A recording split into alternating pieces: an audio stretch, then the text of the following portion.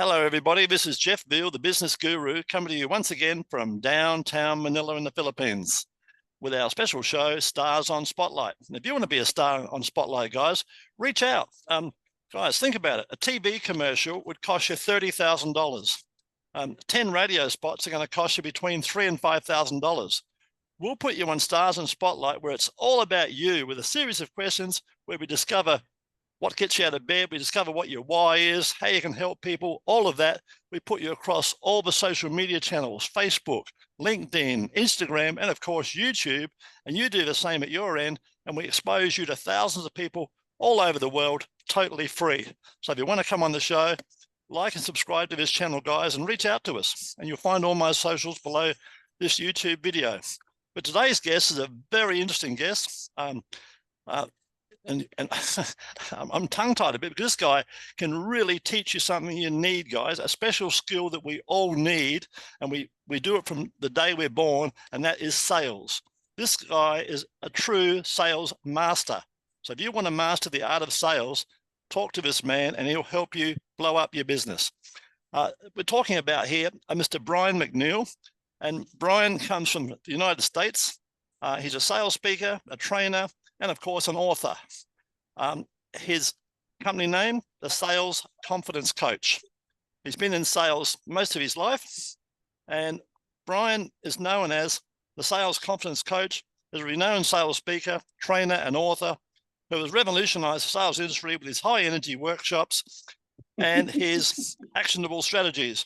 With hundreds of glowing testimonials, Brian's expertise is showing clients their potential and guiding them to achieve it. Isn't that something we need, guys? He's earned the status of superhero reputation amongst those who seek success. When confidence is shaken and results are poor, Brian steps in and turns things around with his proven methods and strategies, guys. Key achievements, there's so many of them, guys. This is like the who's who. That's enough. The shortcut, the fastest route to selling your services that you've ever seen before. So you've learned more, how to make more money than ever before. Asking for the money, why rhinos make great salespeople. That'd be one you need to know, guys. Why rhinos make great entrepreneurs. Another one called 932. The nine most important words, the 3 most important skills, and the 2 most important questions. They're all there for you, guys. And guys, it's a platform, it's a method, a system. Follow the system and it works. Trust the process, right? His personal motto or philosophy, he was in the US Army Airborne veteran. Brian brings discipline, focus, and a never quit attitude with his work. Interesting point about himself. I'll tell you about that later. But guys, it's my great pleasure to introduce Mr. Brian McNeil. Good evening, Brian. Good evening. Thank you very much for that, Jeff. I'm excited to be here with you and your audience. Thank you. Fabulous. Let's get the show on the way. Tell us about your journey and what inspired you to pursue your wonderful career path. Oh, my journey. Started out age 23, working at a front desk supervisor of a hotel. And then my pretty wife came to the hotel and said, "Honey, we're pregnant." And Wow. She never came to my job. And I found out we was pregnant. I realized immediately I needed more money. People have been telling me, "Brian, you're so personable. You'll be great in sales."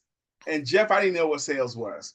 But I looked in the newspaper. This is how long ago this was. I looked in the newspaper and said, "Entry-level sales will train." And I went and interviewed, and I got hired for a straight commission job. Okay. Right. The best way, actually. So, that's what I got at age 23. And their sales training consisted of, hang in there, you'll get it. That was it. Here's a phone. Yes. Go ahead, give it a shot. That was the training. And I was terrible at it for 10 months until I discovered my first book on sales. And it was called How to Master the Art of Selling. And I started turning those pages. Tom Hopkins? Tom Hopkins was my first book on sales. Brian, here's something very unique. Guess what, my friend? That was my first sales book for me also. And it quadrupled my business, guys, in a month. Guys, if you're in sales, get hold of that book. It's an awesome book. How to Master the Art of Selling by Tom Hopkins. Well, he became my business partner because his face was on the cover. of the Yep. copy that I had. Yep. And on page 4 of that book, he told me something that I needed to hear. Page 4, the subtitle was Why You Cannot Fail in Sales. Love And it. I needed somebody to tell me why I couldn't fail. So I read that book and I started to improve sales in direct proportion to how many pages I turned. And then I got another book, Zig Ziglar's Secrets of Closing the Sale. And then I went through that book. And then I got The Greatest Sales in the World by Og Mandino. By my own count, I've read more than 700 books on how to sell, manage salespeople, and personal development. And that was my journey. Getting everything you can out of all you got. Who's the author of that book? The godfather of marketing, Mr. J. Abraham. $10,000 an hour, guys. And by the way, guys, you can get me for $195 an hour. And if I like you, you can get me for free. But J. Abraham, all right, and I'm one of his students, J. Abraham is $10,000 an hour, guys, and worth every dime. Go ahead, buddy. But anyway, I got really good. I got great at it. And I got promoted. And they made me the sales manager. And then I became the corporate sales trainer. Awesome. We had 17 offices. I wrote a report called the 22 must closes. And all I did was teach closing, sales closing. Because back in the 90s, I thought the key to being a great salesperson was being a great closer. So that's all I studied was closing and overcoming objections. And there was a time where I knew more than 100 closes. But the report that got me famous was 4 closes, 22 must closes. 4 closes you use before you tell your rates, 4 you use when you tell your rates, 4 more if there's a little bit of resistance, 4 more if there's a lot of resistance, and there was 2 more if he was trying to get kicked out. So I just started touring and teaching sales closing. Awesome. Until somebody hit me in my belly. A woman hit me in the belly at a workshop. She says, Brian, you keep talking about all these other books. Where's your book? And I didn't have one. It hit me, but I didn't publish my first book until 10 years later. But what it did, though, it made me want to open up my own business, my own shingle, stop working at corporate. And I mean, I'm training them. I've been here for a long time. My training is the best. So I hung up my own shingle and started my own business, teaching people how to sell. And I've been doing this work probably since 96, teaching people how to sell full time. Okay. Awesome. So my journey has led me to, ups and downs. It took me 4 tries, Jeff. I got to tell you, it took me 4 tries to make my business stick. Even though I was really good. Yep. It was the same pattern every time. I would start my business. I would make a lot of money up front. And then I would make less and less and less money until it was all gone. Yeah, chicken and feathers. Yep. That's what happened to me. And then I would have to go back into corporate America because I had a mortgage and a wife and kids. Yep. And then I'd get my confidence bolstered again. I'd try it again. And I would make a lot of money up front and then less and less and less until it was gone. Yeah. It took me 4 tries to figure, and it was the same pattern all the time. Yep. I would make all the sales and then I'd have to do all the serving and stop prospecting. And then the sales went down. Yeah, that's what happened to me. Yeah, never stop prospecting, guys. You got to have systems and methods. It took me hard-headed to get it. Yeah, and trust the process, guys. Trust it. And guys, get a team. I tell people this all the time. Get a mentor and get a team. You build a house as 18 people, and stop trying to build a bloody business by yourself. It's crazy stuff. You're trying to be the bookkeeper, the accountant, whatever. You can't be all those jobs, guys. Do what you do best and let someone else mow the lawn. Let someone else wash the car, etc. Right? I haven't mowed a lawn in 10 years. We hire someone to mow the lawn. We hire someone to clean the house. We do all those things. So because it it earns us a whole lot less money than what we're doing. So we'd rather pay for that. Yeah. Guys, I'll interrupt Brian for a minute. I'm going to tell you a story, Brian. When I was younger, I was flying. I was making a lot of money. But so much so, guys, I bought an island, right? A lot of people don't know this story. I bought an actual island, right? And what it was, guys, don't get too excited. It was a blow-up island, one of these ones you blow up with a palm tree and you put it on your swimming pool. So I used to hop on my island, and I had a big pool in my backyard.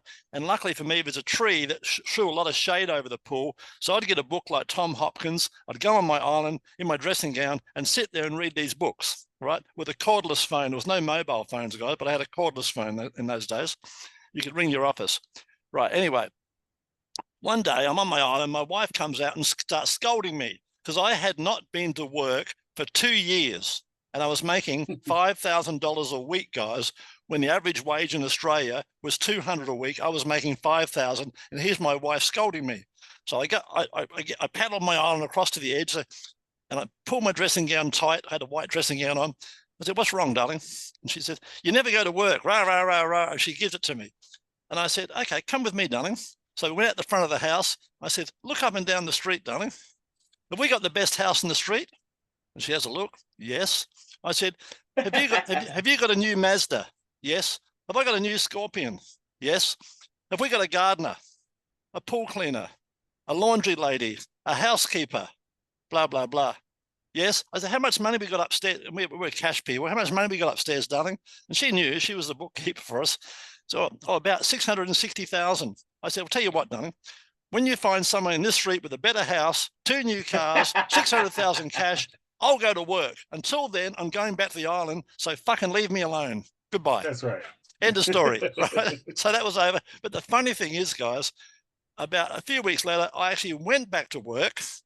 And then that was the end of the end. She never saw me again because I liked work. I went back to work 7 days a week, and it probably destroyed the family.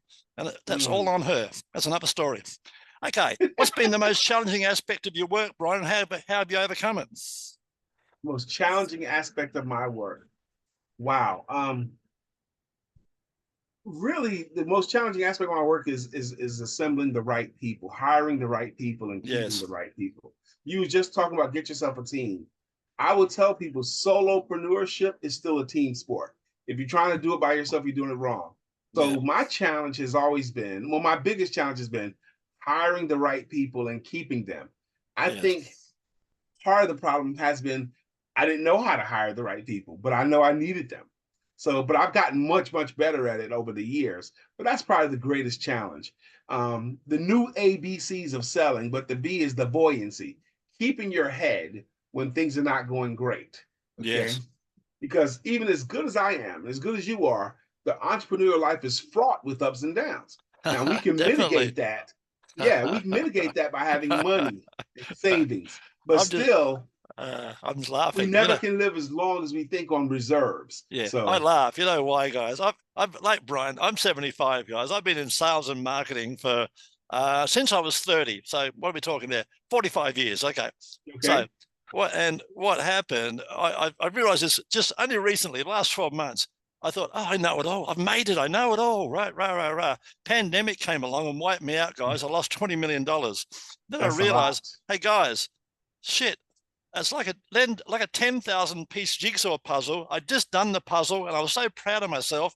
And someone tapped me on the shoulder and said, "Hey, Jeff, that's base camp. Here's the million piece one now. Play with that for a while."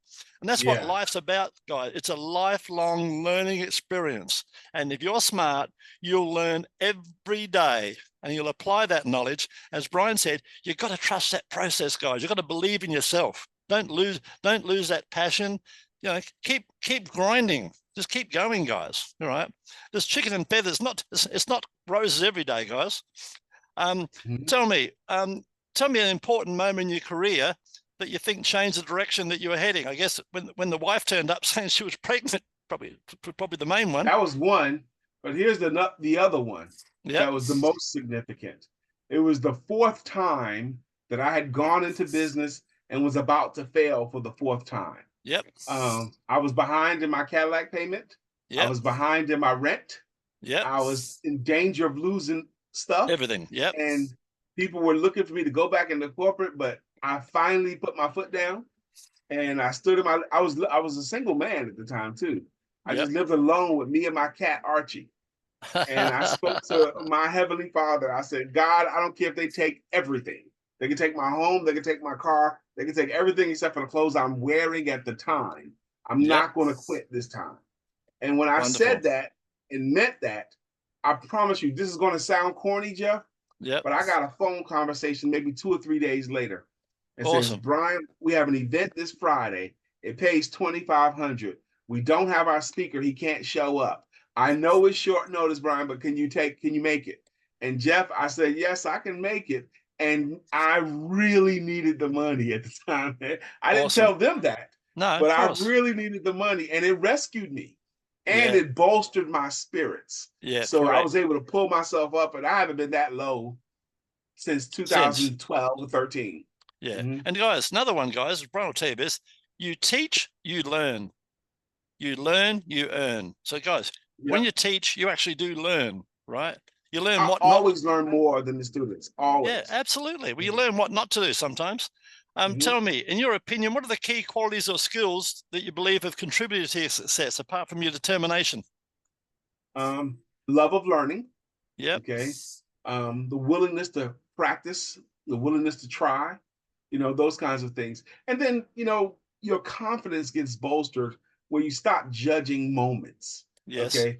This is what's going on here. So what? I've been here before. I know how this is going to work out. I'm going to win here. But your confidence gets bolstered by going through some things. Yes. I'm not shook by anything. I'm not going to not make money. That's just not going to happen. That's right.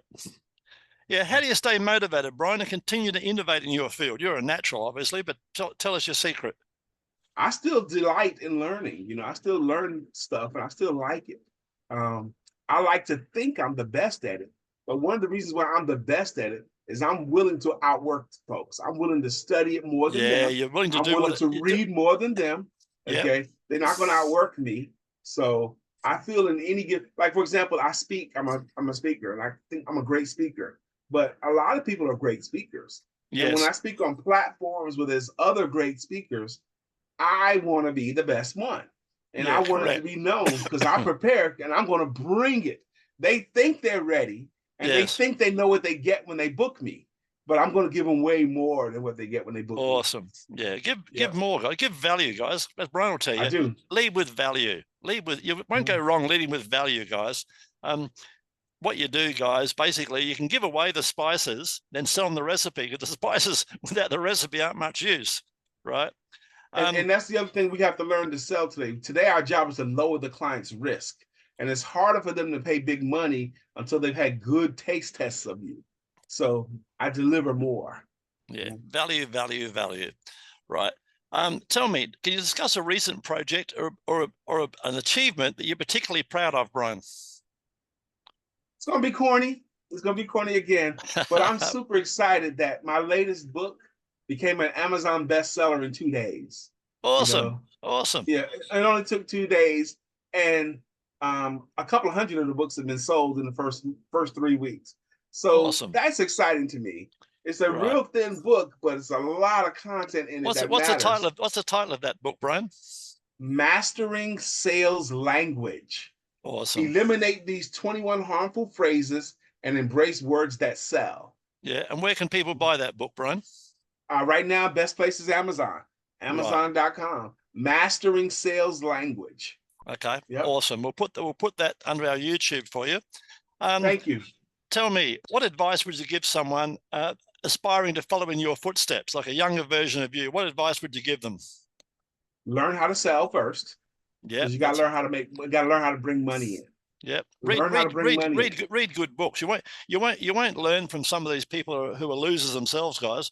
So but I will say, Jeff, before they invest money in fancy websites and branding and colors, you need a paying client first. Yeah.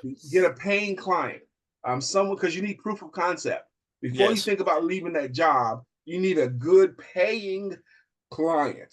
That's first. So learn how to offer your services and get a paying client, because the other stuff you'll get along the way. But you need to keep bringing money in. That's right. That's it.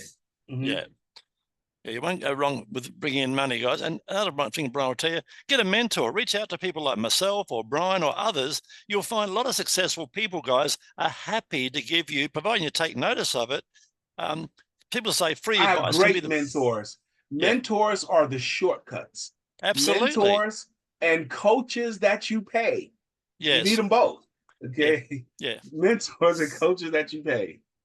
Yeah. Brian, what's the best investment you can make in your opinion? Best investment is into yourself. Okay? That's right. Because Brian's got it in one. See, guys, I didn't prompt that. Brian just knew the answer. Invest in yourself, But none guys. of the money you spend on yourself in any kind of development, whether it's hiring a coach or taking a workshop or buying a book, all the dollars you spend on yourself return money. You never lose money when you invest in yourself. It's the most sure. Benjamin Franklin said it 100 years ago. If you empty your purse into your mind, you fill that purse with gold. Yeah. So I believe in that. Okay. Looking ahead, Brian, what are your goals and aspirations for the future? I'm going to keep doing what I do, but I'm going to be on bigger platforms. Awesome. I am becoming the world's recognized authority on selling services. Like you think of John Maxwell for leadership, when you think of selling services, you're going to think of Brian K. McNeil. That's my goal, to be the world's recognized authority. Yeah, you're doing it well, Brian. How can our listeners reach out and find out more about you, Brian, and connect with you? What's the best way? I'm easy to find, Brian K. McNeil. Now, when you search me, put in Brian, B-R-I-N, and the letter K, my middle initial. When you don't put in K, you get a bluegrass singer and some of me. But if you put Brian K. McNeil, you'll find me. I'm heavy on LinkedIn, Facebook, YouTube, all of those things. Or you can just go to salesconfidencecoach.com, thesalesconfidencecoach.com. But I'm just going to say to you, just Google Brian K. McNeil. There's a lot of ways to connect. And don't worry, guys, we're going to put all Brian's social channels, as we will for you too. If you come on the show, we're going to put him across Facebook, LinkedIn, Instagram, and of course, YouTube. And we're going to get him exposure to thousands of people around the world, all for the princely sum of free. It's free, guys. Make the effort. Don't sit on your bum. Before we wrap up, Brian, tell us a fun fact about yourself that most people don't know. Oh, Lordy, a fun fact. Well, I'm 5'7", and at one time in my life, I could dunk a basketball. Wow. Awesome. I made my legend on basketball. And I'm a cigar smoker, and I play chess every day. I saw that. I was going to say, I'm going to challenge you one day, have a game of chess online. Let's do it. Let's do it. Yeah, while you're smoking a cigar. Guys, one of my standard jokes, I'm single. I go out with girls and they say, and I'm 6'3", and the girls often ask me, how tall are you? And I say, I'm 5'8". And they look at me like quizzly, 5'8". And I go, yeah, I just look tall because I put my money in my shoes. In other words, I imply, guys, that I'm a good catch, right? That's right. I get it. Brian, you've been awesome. Thank you very much for coming on the show today. So, guys, if you want to be on Stars on Spotlight and become famous, just like Brian, even more famous, Brian's already famous, but he's going to become more famous. If you want to be on the show, come on down and let's do it. Brian, wrap it up with what's one last word for our audience, Brian? Okay. I said, how about this? Mirror, mirror on the wall, will my empire rise and fall like the Roman legions must, ash to ash and dust to dust? If there's something more to my life than to build it for an ex-wife and then give my children more than their parents had before, I go to work, I earn the bread, I watch TV, and I go to bed, and sunrise, sunset, year to year. Before we knew it, winter is here. This is not a scrimmage or a practice game. There's no Martyrs Hall of Fame. Time this feaster takes its toll. And for us as entrepreneurs, every day really is the Super Bowl. Awesome, Brian. Awesome. And guys, I promise you guys, that was not scripted in the least. Brian's just... And I haven't said that in a long time. he's just a natural, he's just a natural, this guy. I love the man. I could talk for hours. Brian, I've got to wrap it up. I've got another star coming on in 2 minutes. Thank you.